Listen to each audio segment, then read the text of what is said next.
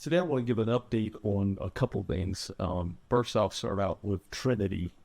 And so it was a quadruple shooting that occurred back in the summer during the month of June on Trinity Street near Florence. And I'll give some background just to refresh everybody's memory, even though we did a critical incident debriefing and made that available and posted it on YouTube as well. So I'm pretty sure that the media is very familiar with this particular case, but just want to ensure that for others who are not, I give a little bit of background. And so on June 1st, 2024, approximately 1:50 a.m., there was a large block party at a house located in the 16500 block of Trinity Street. Neighbors called 911 to report the incident, one of them describing it as a massive shootout. And so we know that it was a lot of shots fired at the scene, multiple 911 calls from neighbors. Patrol officers were in the area. They heard shots fired. They were on a traffic stop and were subsequently dispatched to the location. To say these officers' approach was dangerous would be an understatement, meaning the scene was very chaotic. The scene was loud. People were screaming. Some were in pure distress. And ultimately, 8 firearms were recovered from that scene, and 93 shell casings were recovered as well. So you can imagine just seeing some of the block parties or illegal street parties where we've had mass gatherings over the summer. It kind of paints the picture of what this actually was. Officers pulled up in front of the location and began checking around the house. One of the officers encountered 2 armed assailants. One was observed with a handgun. The other had an AR-style type rifle, similar to like an AK-47 assault rifle. The officer that ultimately fired shots during this incident issued a loud verbal command to the subject armed with the firearms to drop the gun as she attempted to apprehend them. Now, the officer fired approximately 5 rounds from her department-issued weapon, striking one of the targets. Officers apprehended that subject a short time later inside of his house. Officers went from apprehension mode to hero mode, rendering first aid, applied a tourniquet, which we believe ultimately saved the individual's life. In a scene like this, the officers were only on scene less than a minute. Split-second decisions had to be made. Officers were left to deal with the armed assailant standing amongst innocent partygoers. Now, turning to the updated information as of today.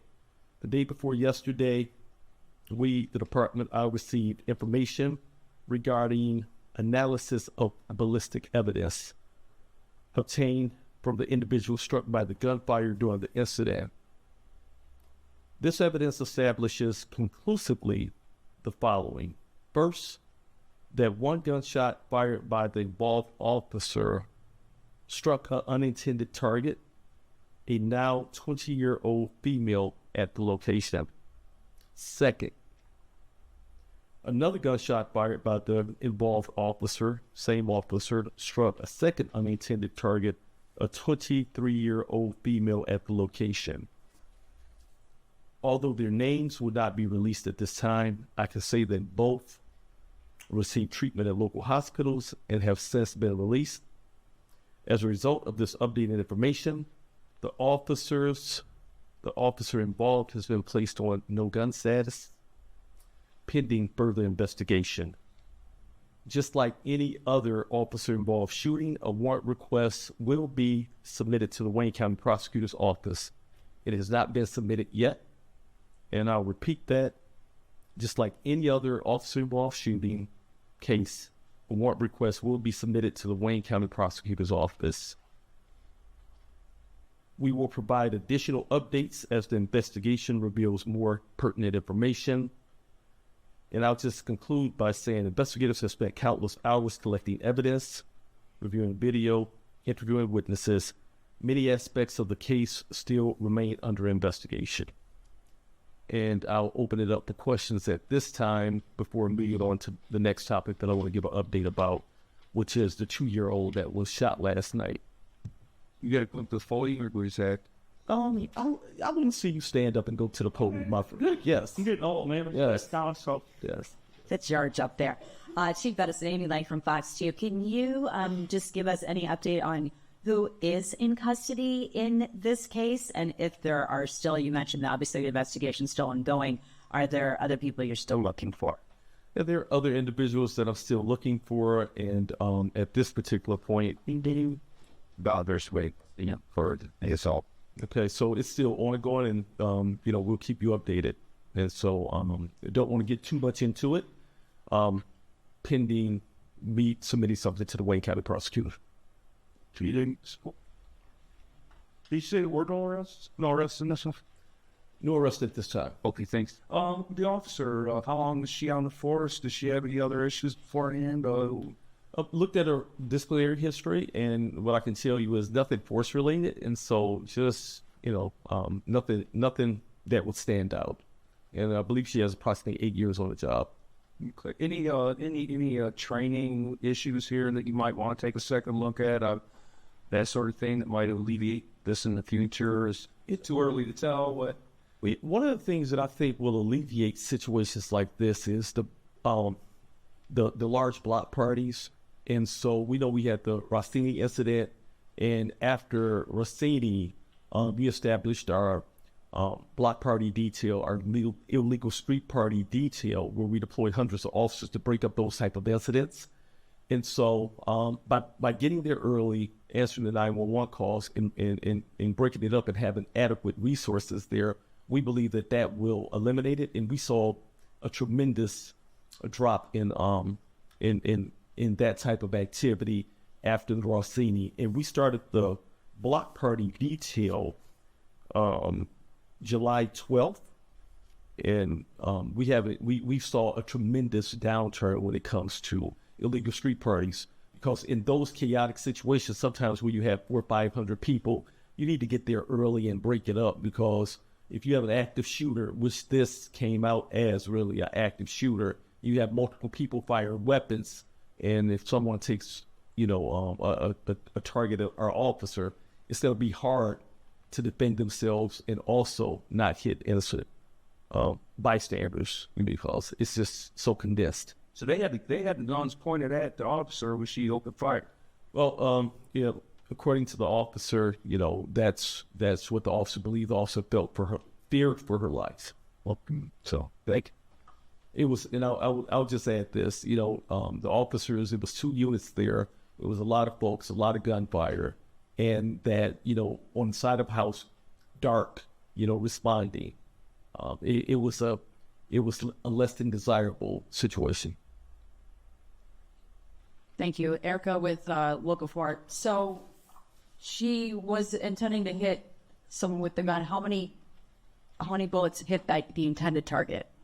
I believe one hit the intended target, and so we believe that a total of 5 shots were fired from her. And then 2 unintended people were hit. So that's correct. Yes. And they're okay.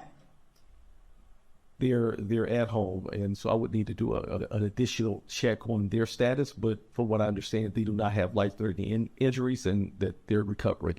So I just want to make sure I'm also clear.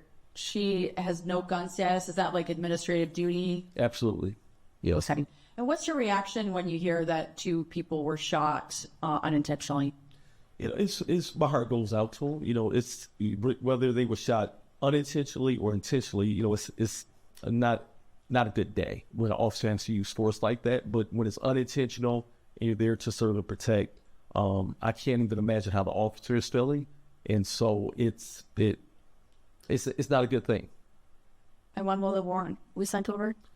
So the investigation is continuing, and so I can't give a hard date as to when. But when we have all the appropriate and additional evidence, and when my investigators tell me that it's ready, then at that point we'll send it over to the Wayne County prosecutor for her review. Thanks. Sorry, Chief, just a quick follow-up. So 1 intended target was hit, 2 unintended. The intended target, was that person had a gun at the time, and you mentioned no arrests. So is that person under investigation? Just trying to get a little more. Yes, I would say the person is still under investigation. The investigation continues. It was a lot of folks out there firing weapons, and so it's a lot to unpack, and we're gonna be relentless and continue that. But 93 shell casings, many shots were fired, and you listen to the 911 calls that came in. And it stated that individuals had been hit even before our officers arrived on scene. And your officer arrives, and I know I've seen the video. I did a story on it. Obviously, incredibly chaotic Yes. situation out there. I don't envy them. But you said someone had an AR type, weapon, and someone else had a handgun.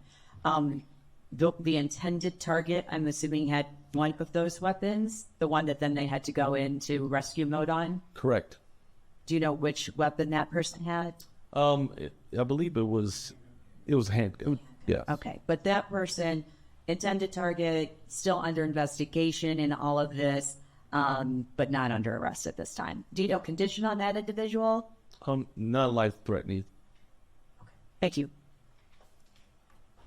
Hi, John Hewitt, WWJ. Just to be clear, fully appreciating the chaos of the situation. Yes. From where you sit today, were the officer's actions inappropriate? Might that officer be charged or recommended to be charged? Or, I know you may not be able to comment, but interested in regard to hindsight being what it is, how you evaluate what occurred.